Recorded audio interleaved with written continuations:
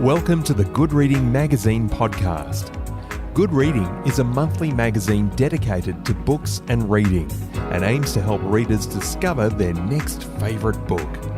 You can find out more about the books discussed on today's podcast at goodreadingmagazine.com.au.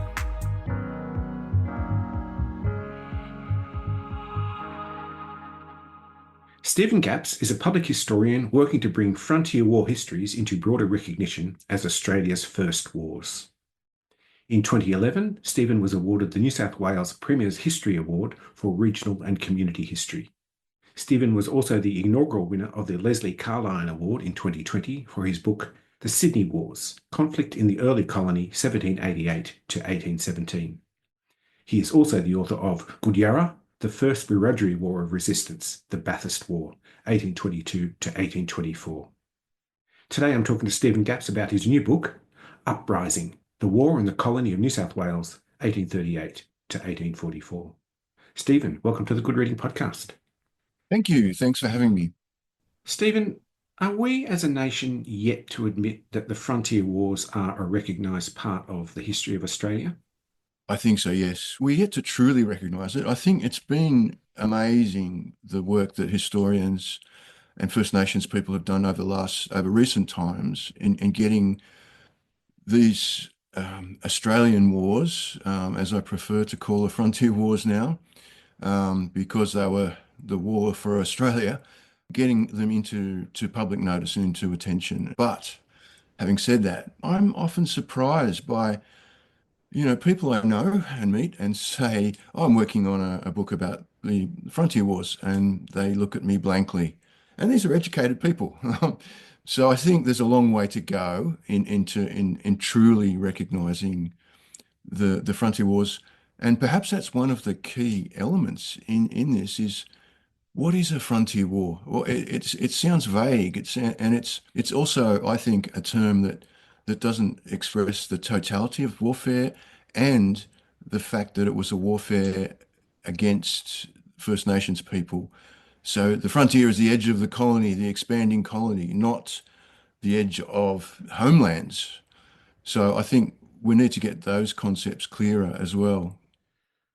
From the very beginning, there seems to have been an inability to admit that white settlers were involved in a war. The common belief was that natives were, and I think you're right using some of these terms, that the natives were incapable of such a thing, of warfare, and they lacked the fighting skills, the organisational capacity, the intertribal military links, military leaders and support systems. All of that reeks of an underestimation of native capacity to fight, but also an ignorance of the land that they were seeking to occupy.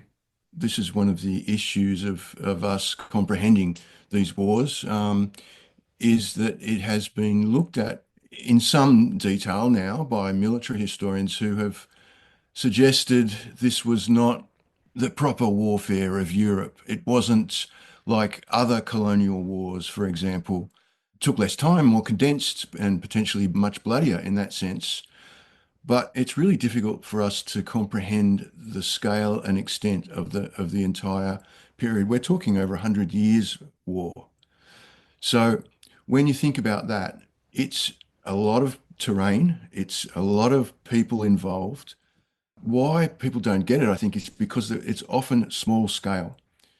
In all the colonial conflict around the globe, it was often small scale. It was termed by the British often small wars. And I think we have this failure to understand small wars add up to a big war. One of the things that I've tried to get across in this book, and that other historians are working on as well, trying to get people to understand this as a uniquely Australian. I think that's one of the keys. It plays out as more like a series of guerrilla warfare conflicts. But overall, when you put all those together, it's a significant resistance war. Wars are very often, or most often in fact, fought over resources, particularly land and water and the commodities that they produce. An important commodity, of course, was wool. There's an interesting quote where you refer to the invasion of the land as a relatively low investment for a potentially high return. Now, in terms of wool, was the risk worthy of the investment and the returns? In the 1830s, it was worth the risk. Prices of wool had never been so high. I think the highest price was in 1836. And that's the period of the squatting boom in the late 1830s. Um, and the great thing about wool for squatters and investors was that it was a stable product that could be shipped back to Europe, and it could be taken from the far interior on bullock drays and spend months in transportation to go to the markets. When reports such as Major Thomas Mitchell's journeys around into Victoria came back, that there were grasslands in the interior and right through the Murray-Darling Basin, perfect for grazing sheep and cattle. One colonial observer, John Dunmore Langs, suggested that what happened was a sheep and cattle mania. You could buy a flock or a herd and then increase that as you go, as you travel. So it was a great investment for many at the time. And it was realized by the colonial authorities that this would be the success of the colony. This was not going to be a penal colony anymore. The colonial secretary thought that the whole country must be full of sheep grazing lands.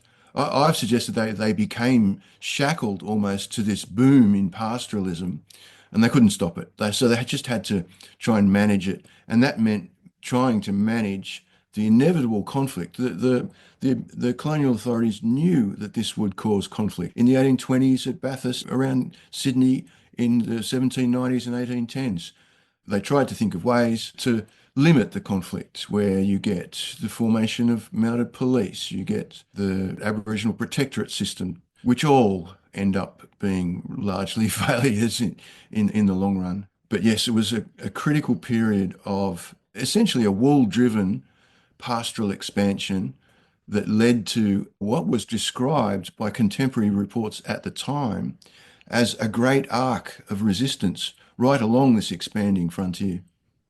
I want to talk about the communication networks that might have existed for First Nations people. What had existed before the white invasion? How well organised were the Wiradyuri people in terms of communication and intelligence? Historians and others have suggested that one of the reasons why Aboriginal resistance could not win was because of a lack of an inability to communicate and bring together over such vast terrain so many different nation groups. When I started this research and when I started talking to knowledge holders about this, it became clear that wasn't such a problem. There were communication networks over hundreds and sometimes thousands of kilometres through various First Nations groups. Sometimes that communication didn't need to be in a language. It could be on a message stick, it could be on a smoke signal, it could be in a performance or a story. So there were really sophisticated networks of communication for many different reasons: ceremonial purposes, gathering purposes for food resources. An example is the Bunya Pine Festival Feast. People travelled into northern Queensland from the middle of New South Wales to southern Queensland, and they brought with them stories and they brought with them knowledge, and they would, in my mind, have brought with them the stories of the cattle and sheep invading different parts of that vast terrain. So, yet another aspect of Indigenous culture that we underestimated. Archaeologists and others have worked out that there were extensive trade networks right across the country, but no one's really applied that to resistance warfare. There are some historians. Ray Kirchhoff is one who's done some great work in this area. Other historians are working to look at alliances, but there's still, I think, this overarching idea that traditional enemies could not ally. Whereas I found examples where in Tasmania and other places where disputes between different groups were put aside to struggle against the colonists. I also want to ask you about how well armed both sides of this resistance were. Well, of course, we know that the settlers were armed with firearms. I suppose there's this misconception that the Indigenous peoples were armed merely with what they could make from the resources around them. But by consequence of acquisition, what else were the native peoples able to acquire, and how did they use them? Yeah, it's quite interesting that still the common perception of frontier war conflict is between the musket, the firearm, and the spear. Yes, these were two critical elements. And there's also, I think, a perception that Aboriginal people did not take up firearms. Well, they did. There's many examples of Aboriginal warriors using firearms. There's several examples of firefights. The Australian resistance was really unique. It developed in response to traditional practices of warfare, but it was very, very adept at transforming, at adapting to this colonial warfare, using firearms where it was possible to use them. Where it wasn't, where you couldn't resupply them, traditional weapons, not just the spear, but many other traditional weapons were used. Understanding that the weapons and tactics that were used by First Nations warriors is a really important element to this. The arming of squatters and settlers, it really ramps up from the 1830s. People work out everyone has to have a firearm. Every single worker has to have a firearm. Colonists, these stockmen, these squatters moving into these areas are all always armed. And often they're carrying more than one musket and a brace of pistols as well. Yeah, it's really important to understand that it wasn't one-sided, that Aboriginal people were adapting to a kind of anti-colonial warfare. I think that's really, really important to understand. One of the early events in this Second War of Resistance, you've labelled as Benalla's Secret. It's kind of an unspoken history of the Faithful Brothers massacre by a large group of natives, which came to be known as Benalla's Secret, a strategy of denial that seems to have filtered down right through to our recent history, more or less to the present day. Why did denial become part of our perspective and strategy? In some ways, Benalla reflects many places around the country, around New South Wales and Victoria. Remembering that in 1838, the colony of New South Wales stretched through Victoria, New South Wales, and Queensland. So it was all New South Wales at that time. But it's representative of many conflicts where what I suggest is an Aboriginal victory, not a massacre of Europeans. They were armed, they weren't defenceless. In the later 19th century, these local communities often tried to either erase or dismiss or deny the conflict that occurred. And in Benalla's case, it's flipped. At first, it's denied that that didn't happen anywhere near here, partly because what's associated with that afterwards is a series of massacres. And so they don't want to talk about that. But then when there's a realization that 7 Europeans were killed and someone suggested they were massacred, not died in a firefight, then it becomes Benalla's story. It's the Faithful Brothers massacre. The Faithful Brothers weren't there. They sent a party of overlanders and they were going to join later. They were armed. There was 18 men. They had 6 firearms and they were attacked in a well-planned, well-coordinated movement by various groups of warriors around the area at Broken River and utterly annihilated. When the bodies of those Europeans were dug up in the early 1900s, it was suggested that it was called a massacre and it became known as Faithful Brothers Massacre. I prefer to call it the Battle at Broken River. And I think there's a lot of other instances where we tend to see the deaths of Europeans as a massacre, as well as the deaths of First Nations people as a massacre, when there may have been a battle that turned into a massacre, or it may, in some cases, we misidentify a battle and a massacre. That's a really important step for historians to unravel the connections between battles and massacres. In the late 19th century in Benalla, a local historian started asking questions about this event that occurred there in 1838. And when he first started asking locals, they said, no, we don't know anything about this. This didn't happen. It didn't happen here in Benalla. It might have happened somewhere else. And he kept digging and checked the historical record. And he suggested that this was one of Benalla's best kept secrets, that there was a battle at Broken River, which runs through Benalla, that there were European deaths, and then there were a series of massacres that happened afterwards.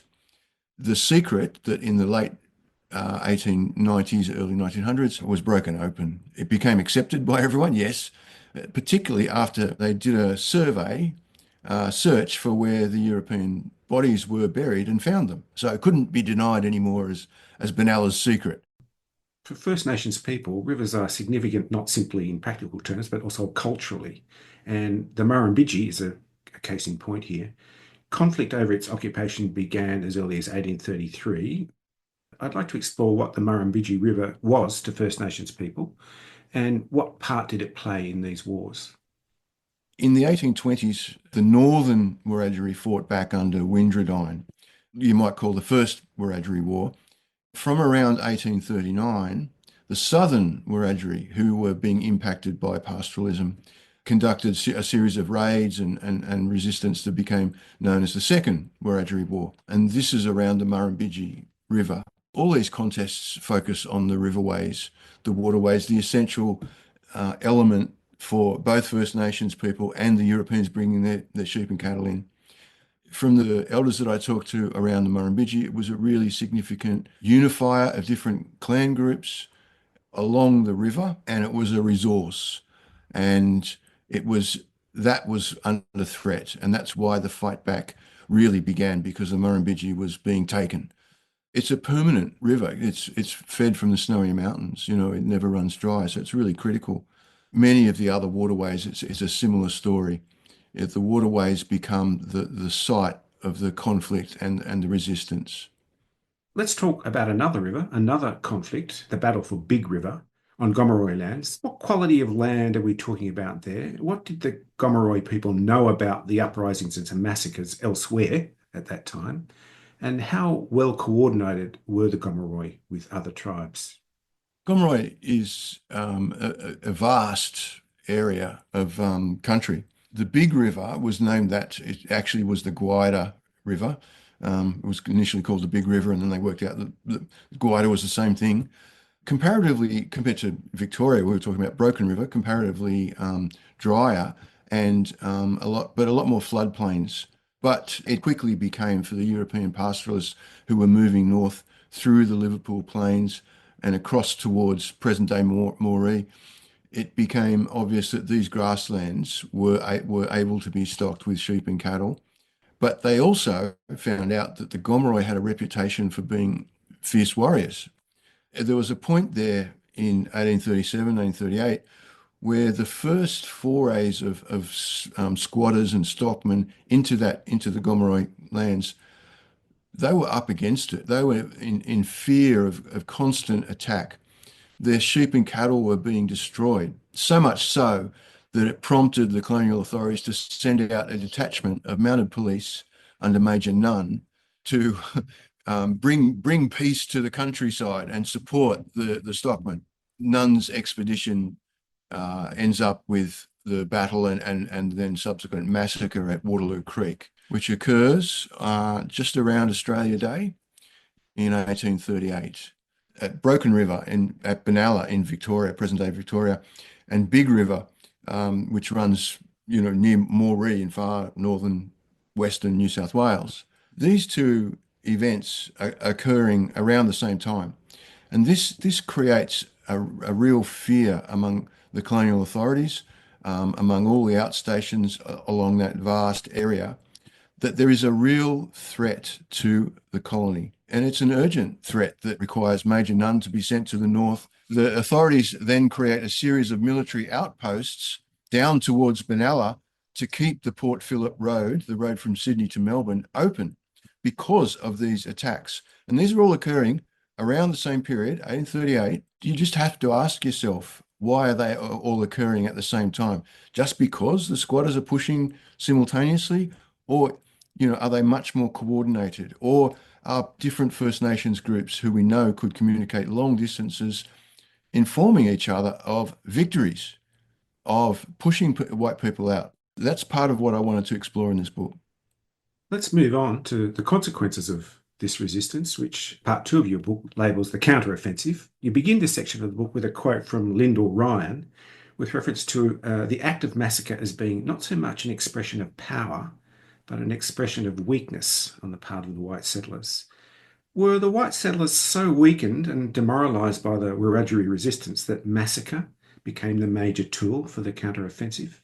Yes, I think so. There's so many examples that are covered in the book, not just in Wiradjuri country, but in Gomeroi, in Kulin nations, where stockmen are cowering in their huts, where the authorities are afraid, where squatters are trying to arm all their convict stock workers because they are terrified of being destroyed, being surrounded by hundreds of warriors, and ultimately being forced to abandon their stock runs. And their workers, their stock workers, who don't have that stake in the profit from wool, they're often leaving in fear.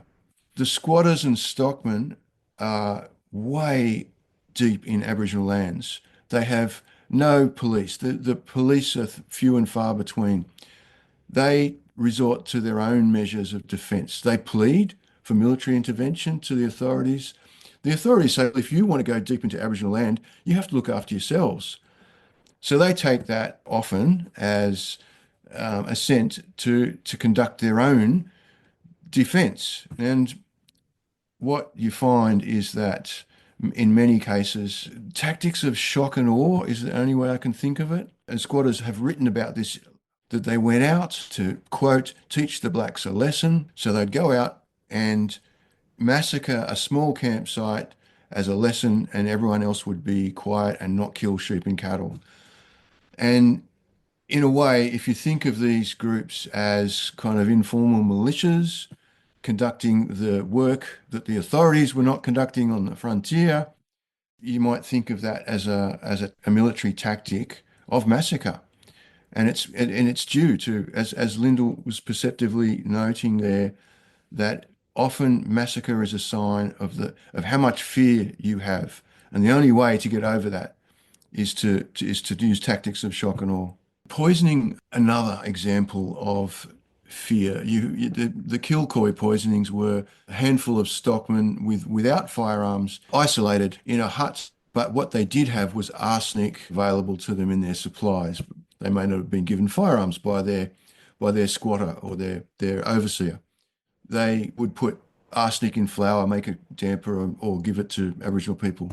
And the Kilcoy poisonings was an example of that. There's many others.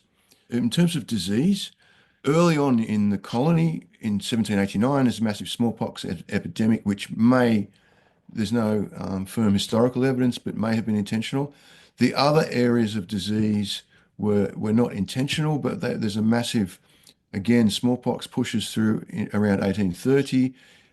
Diseases such as influenza are killing Aboriginal people, the common cold. These are not intentional, but they certainly do have such an effect that it changes the situation on the frontier.